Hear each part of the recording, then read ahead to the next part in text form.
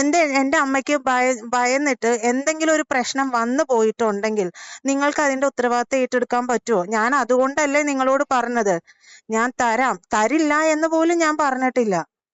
തരില്ലാന്നും പറഞ്ഞിട്ടില്ല. അല്ലെങ്കിൽ ഞാൻ പറഞ്ഞു നിങ്ങൾ നിയമപരമായിട്ട് പോകാമല്ലോ. നിങ്ങൾക്ക് ഒരിക്കലും വീട്ടിൽ വന്നിട്ട് ഇങ്ങനെ പറയാനുള്ള ഒരു പ്രൊവിഷൻ ഒന്നും ഇല്ലല്ലോ. അല്ല, ഞാൻ എന്ത് പറഞ്ഞു മാം? നിങ്ങളുടെ അമ്മ ഞാൻ അങ്ങനെ പറഞ്ഞത് കൊണ്ടാണ് അല്ല എനിക്ക് അങ്ങനെ പറയേണ്ടി വന്നത്. പറയേണ്ടി വന്നോ അല്ല, നിങ്ങളത്? ഞാൻ ഒരു കാര്യം പറയട്ടെ. ആത്മഹത്യ അല്ല അല്ല, ചെയ്തോളൂ എന്ന് നിങ്ങൾ പറഞ്ഞോ? അത് പറഞ്ഞു അത് പറഞ്ഞു. പറഞ്ഞില്ലേ? ഞാൻ ചോദിക്കട്ടെ. അല്ല, അല്ല എന്റെ ഞാൻ പേര് എഴുതിയിട്ടെടുത്ത് പിന്നെ വീട്ടിൽ ഞാൻ എന്ന് പറയണത് അവിടുത്തെ എന്റെ മര്യാദയാ. എന്റെ അമ്മ പിന്നെ നിങ്ങൾ വരുമ്പോ നിങ്ങളുടെ പേരിലല്ലാണ്ട് എന്റെ അമ്മ നിങ്ങളോടല്ലാണ്ട് വേറെ ആരോടെങ്കിലും അല്ല, എന്റെ ഇത് അമ്മയ്ക്ക് അത് പറയാൻ പറ്റുമോ? ഞങ്ങളുടെ ഡ്യൂട്ടിയാണെന്ന്. ഡ്യൂട്ടി ഞങ്ങൾക്ക് ആണെങ്കിൽ വീട് ഒരാള് വിസിറ്റ് അല്ല ഞാൻ ചെയ്യണമെന്ന് നിർബന്ധമാണ്. അല്ല നിങ്ങൾ ഇത് വീട് വിസിറ്റ് ചെയ്തു, പലപ്പോഴായി വന്ന് വിസിറ്റ് ചെയ്തു, എന്റെ അമ്മയുടെ ഒപ്പം നിന്ന് പടം എടുത്ത് ഇതെല്ലാം കൊണ്ടുപോയി നിങ്ങൾ കാണിക്കുന്നതാണ്. ഞങ്ങൾ അതിനൊന്നും തടസ്സം പറഞ്ഞിട്ടില്ല. അയ്യപ്പേട്ടാ, ഇക്കഴിഞ്ഞ ദിവസം ഒരു സംഭവം ഉണ്ടായി. അതായത് ഈ മൈക്രോ ഫിനാൻസിങ് സ്ഥാപനങ്ങൾ അവർ ഇങ്ങനെ 5 പേരടങ്ങുന്ന ഒരു ഗ്രൂപ്പ്, 7 പേരടങ്ങുന്ന ഒരു ഗ്രൂപ്പ് എന്ന് പറഞ്ഞിട്ട് വായ്പകൾ കൊടുക്കും. ആ വായ്പകൾ കൊടുക്കുന്നത് എന്താ പറയുക, സ്ത്രീ സംരംഭകത്വം അല്ലെങ്കിൽ അങ്ങനെയുള്ള എന്തെങ്കിലുമൊക്കെ പേരുകളിലായിരിക്കും ഇവർ ചെയ്യുന്നത്. അപ്പോൾ ഇത് ചെയ്ത് ഇതിന്ന് ഒരു യുവതി എടുത്തു, പൈസ എടുത്തു. ഒടുവിലുണ്ടായത് ആ സ്ത്രീയുടെ മരണമാണ്. തൂങ്ങി മരിച്ചു. അതായത് ഇവർ വീട്ടിൽ വന്നു കഴിഞ്ഞാൽ പോകില്ല. അതെ, മൈക്രോ ഫിനാൻസുകാർ ഇത് വീട്ടിൽ വന്നു കഴിഞ്ഞാൽ പിന്നെ പോകില്ല. കാര്യം ബാങ്കിൽ നിന്നും നമ്മൾ പണം എടുത്തു കഴിഞ്ഞിട്ടുണ്ടെങ്കിൽ അത് തിരിച്ചടക്കേണ്ടത് തന്നെയാണ്. അതിൽ നമ്മൾ ഒന്നും പറയാനില്ല. പക്ഷേ ഇത് വളരെ വലിയൊരു വിപത്തായിട്ട് നമ്മുടെ സമൂഹത്തിന് മുൻപിലുണ്ട്. അപ്പോൾ ഈ ഒരു സ്ത്രീ മരിച്ചപ്പോൾ വേറെ ഒരു ചാനലുകളും ബാക്കി എല്ലാ സംഭവങ്ങളും മരണങ്ങളും വാർത്തയാക്കുന്ന എല്ലാ ചാനലുകളും ഇതെല്ലാം തമസ്കരിച്ചു. കാരണം എന്താണെന്ന് വെച്ചിട്ടുണ്ടെങ്കിൽ ഈ പറയുന്ന എല്ലാ സംഘങ്ങൾ, ഈ ബാങ്കുകളുടെയും അഡ്വർടൈസ്മെൻറ്റും എല്ലാം ഇവർക്ക് കിട്ടുന്നത് കൊണ്ട് തന്നെ ഈ ഒരു കാര്യത്തെ തമസ്കരിച്ചു കളഞ്ഞു. പക്ഷേ ഇതൊരു വലിയ വിപത്താണ്. അതായത് പോകുന്ന ഒരവസ്ഥയിലാണ് എല്ലാവരും പോയി എടുക്കുന്നുള്ളൂ. അല്ലാതെ മനഃപൂർവ്വം പോയിട്ട് എത്ര പേരിൽ ആവശ്യടിക്കാൻ വേണ്ടി എടുത്തു എന്നുള്ളത് എനിക്കറിയില്ല. വളരെ എന്താ പറയുക, വെറും 35 വയസ്സ് മാത്രമുള്ള ഒരു സ്ത്രീയാണ് ആത്മഹത്യ ചെയ്തത്. ഇവർ വന്ന് വീടിന് മുന്നിൽ നിൽക്കുന്നു, ഇവർ പോകുന്നില്ല എന്നുള്ളതായിരുന്നു അവസ്ഥ. ചേട്ടനത് ശ്രദ്ധിച്ചായിരുന്നോ? അതായത് എനിക്ക് തോന്നിയത് നമ്മൾ ഈ കോവിഡ് പോലുള്ള ഒരു സാഹചര്യത്തിലൊക്കെയാണ് നിരവധി പേർ ഇത്തരത്തിൽ വായ്പകളിലേക്കും മറ്റുമൊക്കെ നമ്മൾ പോകുന്നത്, അല്ലേ? ഞാൻ പറയുന്നത് തെറ്റോ ശരിയോ? അപ്പോൾ നമ്മളിങ്ങനെ ഈ പറയുന്ന ഈ കാശ് എടുക്കുമ്പോൾ ഇപ്പോൾ അവർ ആത്മഹത്യ ചെയ്തു, അവർ വന്നു സംസാരിച്ചു, ആത്മഹത്യ ചെയ്യുന്നതിലേക്ക് അവരെ വളരെയധികം വേദനിപ്പിച്ചു വിട്ടു, അല്ലെങ്കിൽ ഒരു ഇതുപോലും കൊടുത്തില്ല, അല്ലേ? ഒരു അവധി പോലും കൊടുക്കില്ല. ഒരുപക്ഷെ അത് പറയാൻ പറ്റുന്നത് എനിക്ക് തന്നെ ആയിരിക്കുമെന്നാണ് തോന്നുന്നത്. കാരണം ഇത്തരത്തിൽ ആത്മഹത്യ ചെയ്തുവെങ്കിൽ അടുത്ത ഒരാൾ ഞാനും എൻ്റെ കുടുംബവുമായിരിക്കും എന്ന് പറയാൻ എനിക്ക് മടിയില്ല. കാരണം ഞാനും ഇതുപോലെ ഇതിനേക്കാളേറെ എന്താ പറയുക, ഒരു പ്രതിസന്ധിയിൽ നിൽക്കുന്ന ഒരാളാണ്. ഇപ്പോൾ ചേട്ടൻ പറഞ്ഞല്ലോ, എന്താ പറയുക, കോവിഡ് സമയത്താണ് ഈ ഒരു സംഘങ്ങൾ ഇത്രയേറെ വിപുലമായിട്ട് വരുന്നത്. അപ്പോൾ ആ സമയത്ത് നമുക്ക് നമ്മുടെ ഒരു തുച്ഛമായ വരുമാനം, അച്ഛൻ്റെ ജോലിയില്ല, അപ്പോൾ ഒറ്റ വരുമാനത്തിൽ വേണം ഇതെല്ലാം പോകാനായിട്ട്. അപ്പോൾ ആ സമയത്ത് എനിക്ക് സത്യത്തിൽ വേറെ പ്രാരാബ്ദങ്ങളോ ഒന്നുമില്ല. അപ്പോൾ ആ സമയത്താണ് ഇവർ ഇത്രയേറെ ഇതായിട്ട് വരുന്നതും. അപ്പോൾ ഉള്ളത് വെച്ചിട്ട് അടച്ചു പോകാം എന്നുള്ളൊരു രീതിയിൽ നമ്മൾ ഓരോ നിവർത്തിപ്പെട്ട ഒരു സാഹചര്യത്തിൽ ഞാൻ ഒരു തവണ എടുത്തു. അതെ.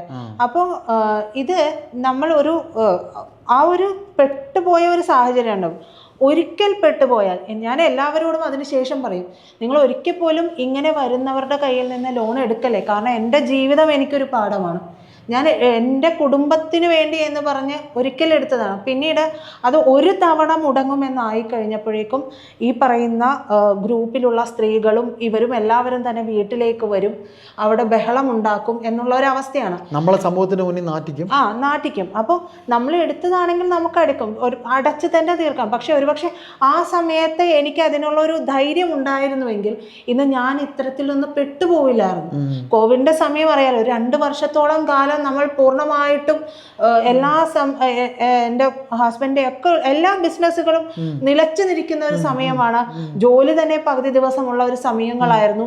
അപ്പോൾ അത്തരത്തിലുള്ള സാഹചര്യത്തിലായിരുന്നു എടുത്തത്. അപ്പോൾ അതുവരേക്കും ഞാൻ ഇത് തവണകളായിട്ട് അടച്ചുപോയി ഇതൊരു കാര്യമില്ലാതെ പോയി. പക്ഷെ ഒരു തവണ മുടങ്ങുമെന്നായപ്പോഴേക്കും എൻ്റെ ഫോണിലേക്ക് വന്ന കോളുകൾക്ക് ഒരു അവസാനമില്ല എന്ന് പറയില്ലേ, ഞാൻ എന്ത് ചെയ്യുമെന്ന് ആലോചിച്ച് ഞാൻ അന്ന് തുടങ്ങി ആകെ ഒരു ആദിയിലാണ്. അപ്പൊ ഇവര് തന്നെ പറയും, നിങ്ങൾ മറ്റൊന്നിൽ നിന്ന് എടുക്ക്, എന്നിട്ട് ഇത് ക്ലോസ് ചെയ്യുമെന്ന് പറയും.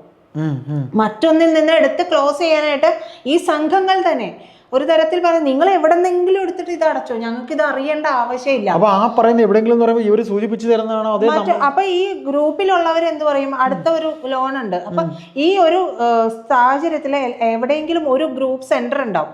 ഈ ഗ്രൂപ്പ് സെന്ററിലേക്കാണ് മറ്റ് ടീമുകളും ഒക്കെ വരുന്നത്. അപ്പൊ ഇവിടെ നിന്ന് ഇവർക്ക് പ്രഷർ കൂടുമ്പോൾ ഈ വരുന്ന ഗ്രൂപ്പ് സെന്ററിലുള്ള വീട്ടുകാർക്ക് പ്രഷർ കൂടുമ്പോൾ ഇവരും സ്വാഭാവികമായിട്ടും നമ്മളോട് പറയും. നമ്മളോട് പറഞ്ഞിട്ട് നമ്മൾ മറ്റൊരു സംഘത്തിൽ നിന്ന് ഇതുപോലെ ലോൺ എടുത്തിട്ട് അവിടെയും കടമാവും. അപ്പൊ അത്തരത്തിൽ ഞാൻ കുറെ തവണയായിട്ട് പെട്ടുപോയി. പിന്നീട് ഞാൻ സത്യത്തിൽ എനിക്കറിയില്ല, ഇവരെല്ലാവരും വിളിക്കാൻ തുടങ്ങി. എനിക്ക് എന്ത് ചെയ്യണമെന്നറിയാം. ഞാൻ പിന്നെ രണ്ടും കൽപ്പിച്ച് ഞാൻ പറഞ്ഞു, ഇനി എനിക്ക് കഴിയില്ല, നിങ്ങൾ വീട്ടിൽ വന്നിട്ട് എന്താണെന്ന് വെച്ചാൽ ചെയ്തോ. ഇപ്പോൾ ഉള്ള കാര്യങ്ങൾ എൻ്റെ ഉള്ള തുച്ഛമായ വരുമാനം വെച്ച് ഓരോന്ന് വഴിയാണെങ്കിലും എനിക്ക് അടച്ചു തീർത്തേ പറ്റൂ. അതല്ലാണ്ട് നിങ്ങൾക്ക് എന്താണെന്ന് വെച്ചാൽ വന്ന് ചെയ്തോളാൻ പറഞ്ഞു. അതല്ലാതെ എനിക്ക് മുമ്പിൽ ഒരു വഴിയില്ല. അപ്പോഴും ഞാൻ വന്ന് നിൽക്കുന്നത് ആത്മഹത്യയുടെ അവസ്ഥയിൽ തന്നെയായിരുന്നു. ഞാൻ ഒടുവിൽ ഇവിടെ പറയുകയാണ് ചെയ്തത്. ഞാൻ ആ സമയത്ത് ഇവിടെ വരുമ്പോൾ സാറിനോട് പറഞ്ഞു, സാർ എൻ്റെ ഒരു അവസ്ഥ ഇതാണ് എന്ന് പറഞ്ഞു. ഞാൻ സാറിൻ്റെ മുമ്പിൽ നിന്ന് പൊട്ടിക്കരയുക ചെയ്തത്. അപ്പൊ സാറ് വെച്ച് എന്താ നിനക്ക് പറ്റിയതെന്ന് ചോദിക്കുന്നുണ്ട്, ഇത് എന്താണ് ഇങ്ങനെ വന്നത്? അപ്പൊ ഞാൻ പറഞ്ഞു, ഇങ്ങനെ ഒരു ചെറിയ ഒരു കാര്യത്തിന് വേണ്ടി എടുത്തു പോയതാണ്. പക്ഷെ ഇങ്ങനെയുള്ള പ്രഷർ കൂടി നമ്മൾ ഓട്ടോമാറ്റിക്കലി നമ്മൾ ഇത് എടുത്തു പോകും. അതുപോലെ ഇവർ വീട്ടിൽ വന്നു കഴിഞ്ഞാൽ പോവില്ല. ഈ സ്ത്രീയുടെ അതേ സംഭവങ്ങളുണ്ട്. ചേട്ടൻ അറിയാമോ, ഞങ്ങളുടെ നാട്ടിൽ എനിക്കറിയാം പല ചോദിക്കാൻ വരികയായിരുന്നു, ഈ സ്ത്രീ ഇത് ഇത്തരത്തിൽ ഈ കഴിഞ്ഞ ദിവസം എന്നെ ഒരു ടീം വിളിച്ചിട്ടുണ്ടായിരുന്നു. വിളിച്ച് അവര് ആദ്യം അപ്പം എൻ്റെ അമ്മ പറയുന്നുണ്ട്, എൻ്റെ അമ്മയ്ക്ക് ഡിപ്രഷനും ഹാർട്ടിന്റെ പ്രശ്നങ്ങളും ഒക്കെ ഉള്ള ഒരാളാണ്. ചേട്ടൻ കണ്ടിട്ടുണ്ടാവുമല്ലോ. അപ്പൊ തീരെ വയ്യാത്ത ഒരാളാണ്. അപ്പൊ ഞാൻ ആ ഒരു അമ്മയുമായിട്ട് എങ്ങനെയൊക്കെയോ ജീവിച്ചു പോകുന്ന ഒരവസ്ഥയിലാണ് ഇപ്പോഴുള്ളതും. അപ്പോൾ ഇവർ വന്നിട്ട് ഇങ്ങനെ പറയുമ്പോൾ ഞാൻ പറഞ്ഞു, എനിക്ക് ഇപ്പോൾ ചെറുതാണെങ്കിലും ഒരു എമൗണ്ട് മാസത്തിൽ ഞാൻ നിങ്ങൾക്ക് തന്നു തീർക്കാം, നിങ്ങൾ ദൈവത്തെ ഓർത്ത് ബഹളമാക്കരുത്. കാരണം ഞങ്ങൾ താമസിക്കുന്നിടത്ത് പോലും വന്ന് ഇതാക്കുമ്പോൾ ഞങ്ങൾ വാടകയ്ക്കാണ് ചേട്ടാ താമസിക്കുന്നത്. അപ്പോൾ വാടക വീട്ടിൽ നിന്ന് ഞങ്ങൾ മാറേണ്ടി വരും. അപ്പോൾ ഒരുപാട് വലിയ വാടകയ്ക്ക് പോകാനുള്ള ഒരു അവസ്ഥയൊന്നും നമുക്കായിട്ടില്ല. അപ്പോൾ അതുകൊണ്ട് തന്നെ ഞാൻ പറഞ്ഞു, ഞാൻ തന്നു തീർക്കാം, പക്ഷെ അതല്ലെങ്കിൽ നിങ്ങൾ നിയമപരമായിട്ട് എന്താന്ന് വെച്ചാൽ നിങ്ങൾ ചെയ്തോളൂ. ഇത് പറഞ്ഞിട്ടും ഇയാൾ വീണ്ടും വീട്ടിൽ വന്നു. അപ്പൊ ഞാൻ ആദ്യം അമ്മയുടെ അടുത്ത് പറഞ്ഞു, ഇങ്ങനെയാണ് എന്ന് പറഞ്ഞു കഴിഞ്ഞപ്പോഴേക്കും അയാൾ പിറ്റേ ദിവസം തന്നെ വന്നു. അപ്പൊ എൻ്റെ അമ്മ എന്നെ സേവ് ചെയ്യാൻ വേണ്ടിയിട്ടാണ്. കാരണം അമ്മയ്ക്ക് അന്നേരത്തേക്ക് ടെൻഷനായി, അമ്മയ്ക്ക് എന്താ ചെയ്യേണ്ടതെന്നല്ല. അമ്മ ഇവർ വിളിക്കുമ്പോൾ എന്നെ ഇവർ വന്നപ്പോൾ എന്നെ പറയുന്നത് അവൾ ഇവിടെ ഇല്ല എന്നുള്ള രീതിയിൽ പറയുകയാണ്. സ്വാഭാവികമായിട്ടും എൻ്റെ അവസ്ഥ അമ്മയ്ക്ക് അറിയാവുന്നതുകൊണ്ടും അമ്മ ഡിപ്രഷനിലേക്ക് ആ ടെൻഷൻ മൊത്തം ഇവർ വന്നു കഴിഞ്ഞപ്പോൾ പേടിയായിട്ട് പറഞ്ഞു പോയതാണ്. അത് പിറ്റേ ദിവസം ഇവർ ഓലി അലിച്ച് രാവിലെ 7:30 മണിക്ക് എൻ്റെ വീട്ടിലെത്തി. 7:30 മണിക്ക് എൻ്റെ വീട്ടിലെത്തിയപ്പോൾ ഞാൻ ഈ പയ്യനോട് പറഞ്ഞു, കുട്ടി ഇങ്ങനെയാണ്, അപ്പം എനിക്ക് ഇത്രയേറെ ബുദ്ധിമുട്ടുകൾ വന്നു പോയതുകൊണ്ടാണ് ഞാൻ ചെറുതാണെങ്കിലും ഒരു എമൗണ്ട് ഞാൻ തന്നു തീർക്കാം, നിങ്ങൾ ഒരു സാവകാശം തരൂ എന്ന് പറഞ്ഞിട്ട് പിറ്റേ മാസം ഞാൻ കിട്ടിയതിൽ നിന്ന് ഒരു ചെറിയ എമൗണ്ടാണ്, ആ എമൗണ്ട് കൊടുത്തു. എന്നിട്ട് പറഞ്ഞാൽ അടുത്ത മാസം ഞങ്ങൾക്ക് സാലറി കിട്ടിയ പാട് വിളിക്കാൻ നിങ്ങൾക്ക് തന്നു തീർക്കാമെന്ന് പറയുന്നു. എന്നിട്ട് ഇത് ചെയ്യാമെന്ന് വിചാരിക്കും. അപ്പോൾ ഓരോന്നാണ് എന്നെ സംബന്ധിച്ച് തീർക്കാൻ പറ്റുള്ളൂ. അപ്പോൾ ഇതുപോലെ തന്നെ ഇവർ വന്നിട്ട് എൻ്റെ അമ്മയുടെ അടുത്ത് പിന്നെയും പ്രഷർ ചെയ്യാണ്. അപ്പോൾ അമ്മ അന്നത്തെ ദിവസം രാത്രി ഉറങ്ങിയിട്ടില്ല. എൻ്റെ അമ്മയ്ക്ക് 2 മാസത്തോളം ഇതുപോലെ ഒരു ടീം വന്ന് പ്രഷർ ചെയ്ത് 2 മാസത്തോളം എൻ്റെ അമ്മയ്ക്ക് ഓർമ്മയില്ലാതെയായിപ്പോയി. എന്നെ ഒന്നും തിരിച്ചറിയാൻ പറ്റാത്ത അവസ്ഥയിലായിപ്പോയി. അത്ര കണ്ട് അവർ മെന്റലി ഹരാസ് ചെയ്യും. അപ്പോൾ ഈ ആണും പെണ്ണും ഉണ്ടാവും. അപ്പോൾ 2 മാസത്തോളം ഓർമ്മയില്ലാണ്ടായി. അപ്പോൾ എനിക്ക് ഇത് ഒന്നാമത് തീർക്കാൻ പറ്റുന്നില്ല. ഇത്രയേറെ ഇതിൻ്റെ പുറമെയാണ് ഈ ഓർമ്മയില്ലാത്ത അമ്മയെ ഇട്ടിട്ട് ഞാൻ ജോലിക്ക് വന്നുകൊണ്ടിരുന്നത്. ആ സമയത്ത് എൻ്റെ അച്ഛനാണ് അവിടെ ഉള്ളത്, വീട്ടിൽ അമ്മയെ നോക്കുന്നത്. അപ്പോൾ ഞാൻ നോക്കേണ്ടി വന്നിട്ടുണ്ടെങ്കിൽ എൻ്റെ വീട് പട്ടിണിയാവും ചേട്ടാ. അപ്പോൾ എനിക്ക് ഇട്ടിട്ട് വരാൻ പറ്റാത്തൊരവസ്ഥയുണ്ട്. എന്നിട്ട് ഇതുപോലെ തന്നെ സംഭവമാണ് ഈ കഴിഞ്ഞ ദിവസം ഈ പയ്യൻ വന്ന് ചോദിക്കുമ്പോൾ ഉണ്ടാവുന്നത്. അപ്പോൾ എൻ്റെ അമ്മ പാനിക്കാണ്. അപ്പോൾ ഞാൻ പറഞ്ഞ, അമ്മ പാനിക് ആവണ്ട, നമുക്കത് ഞാൻ അയാളോട് സംസാരിച്ചിട്ടുണ്ട്, ഇനി നമുക്ക് അടുത്ത മാസം എന്തെങ്കിലും ചെയ്യാം എന്ന് പറഞ്ഞു. എന്നിട്ട് പിറ്റേ ദിവസം കുറച്ച് ദിവസം കഴിഞ്ഞപ്പോൾ ഇയാൾ വീണ്ടും വന്നു. അപ്പോൾ അമ്മ പറഞ്ഞു, നിങ്ങളോട് കുട്ടി പറഞ്ഞല്ലോ ഇങ്ങനെയാണ്, അപ്പം ഞങ്ങൾ ഇങ്ങനെ ചെയ്ത് തന്ന് തീർക്കാം, അങ്ങനെയേ പറ്റുള്ളൂ എന്നൊക്കെ പറഞ്ഞു കഴിഞ്ഞപ്പോൾ ഇയാൾ വീട്ടിൽ നിന്ന് പോകുന്നില്ല, വീട്ടിൽ നിന്ന് പോകുന്നതേ ഇല്ല, അവിടെ നിൽക്കുകയാണ്. അവിടെ നിന്ന് ഇങ്ങനെ പ്രഷർ ചെയ്തുകൊണ്ടിരിക്കുകയാണ്. നിങ്ങൾക്ക് അങ്ങനെ പറ്റുള്ളൂ, ഇങ്ങനെ പറ്റുള്ളൂ, നിങ്ങൾ തന്നെ എടുത്ത് തീർക്കണ്ടേന്ന് പറഞ്ഞാൽ അവരവരുടെ കാര്യം പറയാണ്. കാര്യം ഡ്യൂട്ടിയാണ്, അവരുടെ ഡ്യൂട്ടി ആയിരിക്കാം. പക്ഷെ ഒരു വീട്ടിൽ വന്നിട്ട് നമ്മൾക്ക് പറഞ്ഞ് നിന്ന് പോകുമ്പോഴേ ഉണ്ടാവുന്ന ഒരു മാനസികമായിട്ടുള്ള ഉണ്ടായിട്ടുണ്ട്. ഇയാളുടെ അടുത്ത് എൻ്റെ അമ്മ പറഞ്ഞു, അവസാനം എൻ്റെ അമ്മയ്ക്ക് നിലവിട്ട് പോയി കഴിഞ്ഞപ്പോൾ അമ്മ പറഞ്ഞു, ഇങ്ങനെ ചെയ്ത് കഴിഞ്ഞിട്ടുണ്ടെങ്കിൽ ഞങ്ങൾ ആത്മഹത്യ ചെയ്യേണ്ടി വരും, നിങ്ങളുടെ പേര് എഴുതി വെച്ചിട്ട് ഞങ്ങൾ ആത്മഹത്യ ചെയ്യും, കാരണം ഞങ്ങൾക്ക് വേറെ വിഷയങ്ങളല്ല, ഈ ഒരു വിഷയം മാത്രമാണ് ഞങ്ങൾക്ക് ഇപ്പോൾ മുന്നോട്ട് കൊണ്ടുപോകാൻ പറ്റാത്തത്, അപ്പം ഞങ്ങൾ ആത്മഹത്യ ചെയ്യേണ്ടി വരും എന്ന് പറഞ്ഞപ്പോൾ ഇയാൾ പറഞ്ഞൊരു വാക്കുണ്ട്, എന്നാൽ നിങ്ങൾ ആത്മഹത്യ ചെയ്തോളൂ. അങ്ങനെ പറഞ്ഞു. എന്നാൽ നിങ്ങൾ ആത്മഹത്യ ചെയ്തോളൂ എന്നാണ് പറഞ്ഞത്. അന്ന് രാത്രി എൻ്റെ അമ്മ ഉറങ്ങിയിട്ടില്ല, മരുന്ന് കഴിച്ചിട്ട്. അതെ. എന്നിട്ട് ഞാൻ ഇയാളോട് വിളിച്ച് സംസാരിച്ചു, നിങ്ങൾ ഇങ്ങനെയാണോ ഒരാളോട് പറയേണ്ടത്, ഒരു പണം കൊടുത്ത് തീർത്താൽ തീർന്നു. പക്ഷെ എൻ്റെ അമ്മ ആ സമയത്തിന് ഞാൻ പറഞ്ഞില്ലേ ഡിപ്രഷൻ ഉള്ള ഒരാളാണ്. ഒരു സമയത്തിന് വേണ്ടി എൻ്റെ അമ്മ എന്തെങ്കിലും തീരുമാനം എടുത്തു പോയിട്ടുണ്ടെങ്കിൽ എനിക്ക് നഷ്ടപ്പെടും, അവർക്കൊന്നും പോകാനില്ലല്ലോ ചേട്ടാ. അപ്പോൾ ഇത്തരത്തിലുള്ള ആളുകൾ ഇപ്പം എൻ്റെ നാടിൻ്റെ അടുത്തുള്ള സംഭവമാണ് ഞാൻ പറയുന്നത്. പലരും ഇവിടം വിട്ടുപോയിട്ട് ഗൾഫ് നാടുകളിൽ പോയി പട്ടിപ്പണി എടുത്തുകൊണ്ടിരിക്കുകയാണ് ഈ കടം തീർക്കാൻ വേണ്ടിയിട്ട്. എന്നിട്ടും എൻ്റെ വീടിൻ്റെക്ക് പോകുന്ന ചുവരുകളിലൊക്കെ, മതിലിൻ്റെ ചുവരുകളിലൊക്കെ ഇപ്പോഴും 5 പേർക്ക് ഗ്രൂപ്പിലാണ്. അപ്പം ഞാൻ ഇതിനെ ഇറങ്ങിത്തിരിക്കുന്നവരോടൊക്കെ പറയും, നിങ്ങൾ ദൈവത്തെ ഓർത്തെടുക്കല്ലേ, കാരണം അതൊരു തന്ത്രമാണ്. ഇവർക്ക് ഇതിൻ്റെ ഒരു എന്താ പറയുക, ഇവർ എല്ലാ സർക്കാരിൻ്റെ ഒരു അനുവാദം എടുത്തിട്ട് ചെയ്യുന്നു എന്നുള്ളത് വെച്ചിട്ട് ഇവർ മാക്സിമം ആളുകളെ ഇതിലേക്ക് വലിച്ചിഴയ്ക്കുകയും വീടുകളിൽ ചെന്ന് നിരന്തരം പ്രഷർ ചെയ്യുകയാണ് ചെയ്യുക. ഒരു സാവകാശമോ ഒന്നും, അതായത് അവര് മരിച്ചാലും പ്രശ്നമില്ല, ആ മരിച്ചാലും പ്രശ്നമില്ലാതെ അത്തരത്തിലെ ആളുകളെ ഇതിലേക്ക് 15% വരെ പലിശയാണ്. പക്ഷെ എല്ലാവരും അപ്പൊ ചോദിക്കും, ചേട്ടാ എന്തുകൊണ്ട് നിങ്ങൾ എടുത്തു? പലരും പല ആവശ്യങ്ങൾക്കായിട്ട് നിവൃത്തിയോടുകൊണ്ട് എടുത്തിട്ടുള്ളത്. പ്രത്യേക സാഹചര്യത്തിൽ നമുക്ക് അപ്പോ ഈ എനിക്ക് തന്നെ അറിയാം, ഒരു സ്ത്രീ വീട് വിൽക്കേണ്ടി വന്നിട്ടുണ്ട്. വീട് വിറ്റ് അവര് സ്വന്തം കിടപ്പാടം വിൽക്കേണ്ടി വന്നിട്ടുണ്ട്. പക്ഷെ അവരാരും വെറുതെ ഇതാക്കാൻ വേണ്ടി എടുത്തതല്ല, പക്ഷെ അവരിങ്ങനെ ചെയ്തിരിക്കുകയാണ്. അപ്പോൾ ഇത്രയേറെ ക്രൂരമായ, അതായത് ഞാൻ പറയുന്നത് ഇതിനൊക്കെ ഒരു തടയിടേണ്ടതുണ്ട്.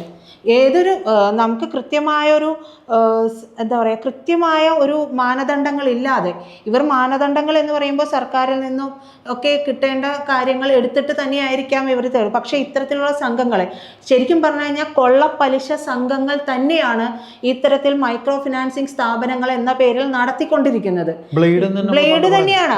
അതിനൊരു പേരിട്ട് അവരത് ബാങ്കിന്റെ രീതിയിലേക്കാക്കി അതിന്റെ മാനദണ്ഡങ്ങളും അതിന്റെ വേണ്ട സർട്ടിഫിക്കറ്റിലും വാങ്ങിയിട്ട് നടത്തും എന്ന് മാത്രമേ ഉള്ളൂ. എത്തുന്നത് ശരിക്കും പറഞ്ഞു കഴിഞ്ഞാൽ ഇത് പിരിക്കാൻ വേണ്ടി എത്തുന്നത് ഗുണ്ടാ സംഘങ്ങൾ തന്നെയാണ്. അപ്പോൾ ഞാൻ ചോദിക്കട്ടെ, അതൊക്കെ അതാണോ ഈ പറയുന്ന നമ്മുടെ ഈ ബജാജ് ഫിനാൻസ് ഒക്കെ അതിൽ പെടുന്നതാണോ? അത് തന്നെ ആയിരിക്കുള്ളൂ. ഇവരും വന്നു കഴിഞ്ഞാൽ പോകില്ല. ഇപ്പൊ ഞങ്ങളുടെ ഒരു ഉദാഹരണം പറഞ്ഞത്, അതെ, ഒരു ഗ്രൂപ്പ്, ഇപ്പൊ ഞാൻ പറയാം, മുത്തൂറ്റ് മിനി മുത്തൂറ്റ്, ഇസാഫ്, പിന്നെ CFCI, അങ്ങനെയുള്ള ഒരുപാട് സംഘങ്ങളുണ്ട്. മാക്സ് വാല്യൂ ഇതൊക്കെ എത്തുന്നത് എന്ന് പറഞ്ഞു കഴിഞ്ഞാൽ നമ്മൾ വിചാരിക്കും ചെറിയ പയ്യന്മാരാണ്, പക്ഷേ ഇല്ലേ ഗുണ്ടകളുടെ സ്വഭാവമാണ്. മരട് അനീഷിന്റെ അടുത്തൊക്കെ വിട്ടു കഴിഞ്ഞാൽ ഇവന്മാർ പക്ക ഗുണ്ടകളെ, പുള്ളിക്ക് ഉപകാരപ്പെടും. അതുപോലത്തെ ആളുകളാണ്, ഇല്ലാത്ത ആളുകളാണ്. അതായത് ഇത് ആ ഒരു സംസാരമൊക്കെ നിങ്ങളെ പൈസ ആത്മഹത്യ എന്നൊക്കെ നമ്മൾ പറയുമ്പോൾ പൈസ കിട്ടിയാലും പൈസ കിട്ടിയില്ലെങ്കിൽ അങ്ങനെയൊക്കെ ആത്മഹത്യ ചെയ്തോളൂ എന്ന് തന്നെയാണ്. അത് ഇതിനു മുമ്പും എന്നോട് പറഞ്ഞിട്ടുള്ള കാര്യങ്ങൾ തന്നെയാണ്. അപ്പൊ നമ്മൾക്ക് ഞാൻ പറയുന്നത് ഇത്തരത്തിൽ നിയമവിധേയമായിട്ട് നടത്തുന്ന കൊള്ളപ്പലിശ സംഘങ്ങൾക്കെല്ലാം ഒരു മൂക്ക് കയറിടേണ്ട അവസ്ഥയുണ്ട്. സർക്കാരിന്റെ ഭാഗത്ത് നിന്ന് തന്നെ ഇതിനൊരു മൂക്ക് കയറിട്ടാലേ ഇതിന് ഒരു അറുതി വരുള്ളൂ. കാരണം നമ്മൾ അതിന് ഇരകളാകാൻ ഒരു സന്ദർഭം ഉണ്ടായിപ്പോയത് കൊണ്ടാണ്. പക്ഷെ ഇരകളാകാതിരിക്കാൻ പരമാവധി ശ്രമിക്കുക എന്നുള്ളത് മാത്രമാണ്. പക്ഷെ ചേട്ടാ, നമ്മളുടെ ചേട്ടൻ അറിയാമല്ലോ, നമ്മുടെ മലയാളികളുടെ എന്ന് മാത്രമല്ല എല്ലാവരുടെയും ജീവിതം കോവിഡിന് മുമ്പും കോവിഡിന് ശേഷവും പലരും ഇന്നും ജീവിക്കുന്നുണ്ടെങ്കിലും രണ്ട് അധ്യായങ്ങളാണ്. അതെ, പലരും ഇന്നും ജീവിക്കുന്നുണ്ടെങ്കിലും പലരും വളരെയധികം സാമ്പത്തിക പ്രതിസന്ധിയിലാണ്. അത് ശമ്പള വ്യവസ്ഥയിൽ തന്നെ ഒരുപാട് മാറ്റം വന്നിട്ടുണ്ടല്ലോ പല സ്ഥാപനങ്ങളിലും. അത് ഇപ്പോഴും കരകയറിയിട്ട് പോലും ഇല്ല. അപ്പോ അത്തരത്തിലൊരു സ്ഥലത്ത് നിന്നാണ് നമ്മളെ എന്നിട്ടും ഇപ്പോഴും കരകയറാത്ത ആളുകളുടെ അടുത്ത് നിന്ന് വരൂ, നിങ്ങൾ പലിശയ്ക്ക് എടുക്കൂ എന്ന് തന്നെയാണ് പറയുന്നത്. അപ്പോൾ നേരത്തെ ഒരു അത്യാവശ്യത്തിന് വേണ്ടിയിട്ട് പലരും പോയി എടുക്കും. ഈ ആരും അവരവർക്കൊരു ബുദ്ധിമുട്ട് വരുന്നത് വരെ ഇങ്ങനെ ഒരു സംഭവം ഉണ്ടാവില്ല. ഇപ്പം ഞാൻ പറയുന്നത്, ഇപ്പം ഞങ്ങളുടെ ചാനലിന് താഴെ എഴുതി കാണിക്കുന്ന ഈ ഒരു നമ്പറുണ്ട്. നിങ്ങൾക്ക് ഇത്തരത്തിലുണ്ടെങ്കിൽ നിങ്ങൾക്ക് ഞങ്ങളോട് വിളിച്ചിട്ട് ഈ കാര്യങ്ങൾ പറയാവുന്നതാണ്. നമ്മളത് പബ്ലിഷ് ഇത്തരത്തിലുള്ള നിങ്ങൾക്കും അനുഭവങ്ങൾ ഉണ്ടായിരുന്നു, അത് ഏത് തരത്തിലാണ് ഇവരെ കൊണ്ടുള്ള ശല്യങ്ങൾ ഉണ്ടായിട്ടുണ്ട് എന്നുണ്ടെങ്കിൽ പറഞ്ഞാൽ നമുക്ക് അത് ചർച്ച ചെയ്യാവുന്നതാണ്. നിങ്ങളുടെ ഈ പറയുന്ന നിങ്ങളുടെ തന്നെയുള്ള ഇത്തരത്തിലുള്ള അനുഭവങ്ങൾ കേരളത്തിലെ ജനങ്ങൾ അറിയട്ടെ. അതെ, കേരളത്തിലെമ്പാടും ഉണ്ട്. അപ്പൊ ഈ ഒരു സ്ത്രീയുടെ വാർത്ത കൊടുത്തതിന് താഴെ ഏഷ്യാനെറ്റാണ് ഇത് ചർച്ച ചെയ്തത്. ഏഷ്യാനെറ്റിന്റെ താഴെ ഈ പലരും മുഖമില്ലാത്ത ഐഡികളിൽ വന്നിട്ട് ഈ പിരിവുകാരാണ് ഈ സ്ത്രീയെ അടക്കം മോശമായ രീതിയിൽ പറഞ്ഞിട്ടാണ് കമന്റ് ചെയ്തിരിക്കുന്നത്. ഇതിന്റെ ഒരു ദൂഷ്യവശത്തെക്കുറിച്ചല്ല പറഞ്ഞിരിക്കുന്നത്. പലരും കളക്ഷൻ ഏജന്റുമാർ വന്നിട്ട് ഈ സ്ത്രീയെ പറ്റി മോശമായ രീതിയിലാണ് പറഞ്ഞിരിക്കുന്നത്. എൻ്റെ കയ്യിൽ ഇപ്പോഴും ഫോട്ടോ ഉണ്ട്. ഞങ്ങളുടെ ഒരു ഗ്രൂപ്പിൽ നിന്ന് എടുത്തതിൻ്റെ ആളുകൾ വന്നിട്ട് ഒരു സ്ത്രീയുടെ വീട്ടിൽ വന്നിട്ട് അവർ പോകുന്നില്ല, അവർ നിൽക്കുകയാണ്. ആണും പെണ്ണും ഉൾപ്പെടെ വന്നിട്ട് ആ വീട്ടിൽ നിൽക്കുകയാണ്. അത്തരത്തിലുള്ള വളരെയധികം ബുദ്ധിമുട്ടുള്ള ഒരു കാലഘട്ടത്തിൽ കൂടിയാണ് നമ്മൾ പോകുന്നത്. അപ്പോൾ ഞാൻ പറയുന്നത്, നമ്മൾ സാധാരണ ഒരു ബാങ്കിൽ നിന്ന് എടുക്കുന്നത് പോലെ കാണുമ്പോൾ വളരെ ആകർഷകത്വമായിട്ടൊക്കെ തോന്നും. പക്ഷേ ഇതിന് പിന്നിൽ ഇത്തരത്തിലുള്ള ചതിക്കുഴികൾ തന്നെയാണ്. നമ്മൾ ഒന്ന് വീണ് പോയി കഴിഞ്ഞിട്ടുണ്ട്. ഒരുപക്ഷെ ഞാൻ എനിക്കതിൻ്റെ ബുദ്ധിമുട്ട് അറിയാവുന്നത് കൊണ്ട് തന്നെയാണ് ഞാനത് പറയുന്നത്. ഒരിക്കലും ആരും ഇങ്ങനെയുള്ള സംഘങ്ങളിൽ നിന്ന് ഒരിക്കലും എടുക്കരുത്. കാരണം കൊള്ളപ്പലിശ സംഘങ്ങൾ തന്നെയാണ് പലതരത്തിലുള്ള ബാങ്കുകൾ എന്നുള്ള രീതിയിൽ ഇത്തരത്തിൽ പലിശയ്ക്ക് കൊടുക്കുന്നത്. വന്നില്ലെങ്കിൽ ഇതേ തരത്തിൽ അപമാനം മൂലം നമ്മൾ ആത്മഹത്യയിലേക്ക് പോകേണ്ട അവസ്ഥ തന്നെയായിരിക്കും. ഇപ്പോൾ ഞാനും പറയുകയാണ്, കാരണം നാളെ ഒരിക്കലും എന്നെ കണ്ടില്ലെങ്കിൽ ഞാൻ കുടുംബത്തോടൊപ്പം ആത്മഹത്യ ചെയ്തു എന്നുള്ള രീതിയിൽ തന്നെ വരാം. അല്ല ചേട്ടാ, അത്രയേറെ പ്രഷർ എനിക്കുണ്ട്. ഞാനിപ്പോ ഈ ഒരു വിഷയം പോലും ഞാൻ എടുത്ത് സംസാരിച്ചത് എന്ന് പറയുന്നത് ആ ഒരു സ്ത്രീയുടെ മാനസിക വ്യത എത്രത്തോളം ഉണ്ട് എന്നുള്ളത് കൃത്യമായിട്ട് എനിക്ക് മനസ്സിലാക്കാൻ കഴിയുന്നത് കൊണ്ടാണ്. കൊള്ളപ്പലിശ സംഘങ്ങൾ തന്നെയാണ് ഈ വരുന്ന എല്ലാ മൈക്രോ ഫിനാൻസിങ് സ്ഥാപനങ്ങളും. അതുകൊണ്ട് നിങ്ങൾ ജാഗ്രതയോടെ ഇരിക്കുക. നിങ്ങളിൽ ഒരാളെങ്കിലും രക്ഷപ്പെടുകയാണെങ്കിൽ, അതായത് അവരിൽ നിന്ന് എടുക്കാതെ നമ്മുടെ ജീവിതം മുന്നോട്ട് പോകാനേ നമ്മൾ ശ്രമിക്കേണ്ടതുള്ളൂ. അല്ലാതെ നിങ്ങൾ ഒരിക്കൽ പോലും പോയിട്ട് അത്തരത്തിലൊരു ചതിക്കുഴിയിൽ വീഴാതിരിക്കുക, ശ്രദ്ധിക്കുക. കാരണം ഞാൻ പറഞ്ഞുവല്ലോ, കോവിഡിന് മുമ്പും കോവിഡിന് ശേഷവും ജീവിതം രണ്ട് തരത്തിൽ തന്നെയാണ്. അതിൽ നിന്നുള്ള മുക്തി ഇപ്പോഴും പലർക്കും നേടിയിട്ടില്ല. പലരുടെയും കിടപ്പാടങ്ങളടക്കം ജപ്തിയിലേക്ക് പോകുന്ന അവസ്ഥ വരെയുണ്ട്. ഈ സംഘങ്ങൾ നമ്മളെ വളരെ ഗുണ്ടാ സംഘങ്ങളായിട്ട് തന്നെ വന്ന് നമ്മളെ ഭീഷണിപ്പെടുത്തുന്ന ഒരു അവസ്ഥയുണ്ട്. നിങ്ങൾക്കും ഇത് സംബന്ധിച്ചുള്ള എന്തെങ്കിലും ബുദ്ധിമുട്ടുകൾ ഉണ്ടായിട്ടുണ്ടെങ്കിൽ ഈ താഴെ കാണുന്ന നമ്പറിലേക്ക് നിങ്ങൾ വിളിച്ച് പറഞ്ഞാൽ ഞങ്ങളത് പബ്ലിഷ് ചെയ്യാം. അതെ, എന്തായാലും ഇത് എൻ്റെ കുടുംബത്തിൽ പറഞ്ഞിട്ടുള്ള കാര്യം എന്താണ്, അത് തൂങ്ങി മരിച്ചോളൂ എന്ന് പറയുന്ന ഒരു ശബ്ദശകലമുണ്ട്. അത് ഞാൻ ഇതിൽ കേൾപ്പിക്കാമെന്നാണ് എനിക്ക് തോന്നുന്നത്. എൻ്റെ അമ്മയ്ക്ക് ഭയന്നിട്ട് എന്തെങ്കിലും ഒരു പ്രശ്നം വന്നു പോയിട്ടുണ്ടെങ്കിൽ നിങ്ങൾക്ക് അതിന്റെ ഉത്തരവാദിത്തം ഏറ്റെടുക്കാൻ പറ്റുമോ? ഞാൻ അതുകൊണ്ടല്ലേ നിങ്ങളോട് പറഞ്ഞത്. ഞാൻ തരില്ല എന്ന് പോലും ഞാൻ പറഞ്ഞിട്ടില്ല. അല്ലെങ്കിൽ ഞാൻ പറഞ്ഞു, നിങ്ങൾ നിയമപരമായിട്ട് പോകാമല്ലോ. നിങ്ങൾക്ക് ഒരിക്കലും വീട്ടിൽ വന്നിട്ട് ഇങ്ങനെ പറയാനുള്ള ഒരു പ്രൊവിഷൻ ഒന്നും ഇല്ലല്ലോ. അല്ല, ഞാൻ എന്ത് പറഞ്ഞു മാം? നിങ്ങളുടെ അമ്മ അങ്ങനെ പറഞ്ഞത് കൊണ്ടാണ് പറയേണ്ടി വന്നോ? നിങ്ങളത് ആത്മഹത്യ ചെയ്തോളൂ എന്ന് നിങ്ങൾ പറഞ്ഞോ? അത് പറഞ്ഞു അത് പറഞ്ഞു പറഞ്ഞു പറഞ്ഞില്ലേ? ഞാൻ അത് ചോദിക്കട്ടെ, അല്ല അല്ല എന്റെ ഞാൻ പേര് ച- എഴുതിയിട്ട് പിന്നെ സുവിശേഷം ഞാൻ എന്ന് പറയണത് എന്ത് എന്റെ മര്യാദയാ? അല്ല എന്റെ അമ്മ പിന്നെ നിങ്ങൾ വരുമ്പോ നിങ്ങളുടെ പേരിലടുത്ത് അല്ലാണ്ട് എന്റെ അമ്മ നിങ്ങളോടല്ലാണ്ട് വേറെ ആരോടെങ്കിലും അല്ല എന്റെ ഇത് അമ്മയ്ക്ക് അത് പറയാൻ പറ്റുമോ? ഞങ്ങളുടെ ഡ്യൂട്ടിയാണെന്ന്, ഡ്യൂട്ടി ഞങ്ങൾക്ക് ഇത് ആണെങ്കിൽ വീട് ഒരാള് വന്ന് വിസിറ്റ് അല്ല ഞാൻ ചെയ്യണമെന്ന് നിർബന്ധമാണ്. അല്ല നിങ്ങൾ ഇത് വീട് വിസിറ്റ് ചെയ്തു, പലപ്പോഴായി വന്ന് വിസിറ്റ് ചെയ്തു, എന്റെ അമ്മയുടെ ഒപ്പം നിന്ന് പടം എടുത്ത് ഇതെല്ലാം കൊണ്ടുപോയി നിങ്ങൾ കാണിക്കുന്നതാണ്. ഞങ്ങൾ അതിനൊന്നും തടസ്സം പറഞ്ഞിട്ടില്ല. അല്ലെങ്കിൽ ഷാരോണിന് നിയമപരമായിട്ട് നിങ്ങളുടെ കമ്പനിക്ക് നിയമപരമായി മുന്നോട്ട് പോകാനുള്ള വഴിയുണ്ടല്ലോ. അതല്ലാതെ വന്നിട്ട് ഒരാൾ നിവൃത്തികേട് കൊണ്ട് ഞങ്ങൾക്ക് ആത്മഹത്യ ചെയ്യേണ്ടി വരും എന്ന് പറയുമ്പോൾ നിങ്ങൾ ആത്മഹത്യ ചെയ്തോളാൻ പറഞ്ഞ ആളാണ്.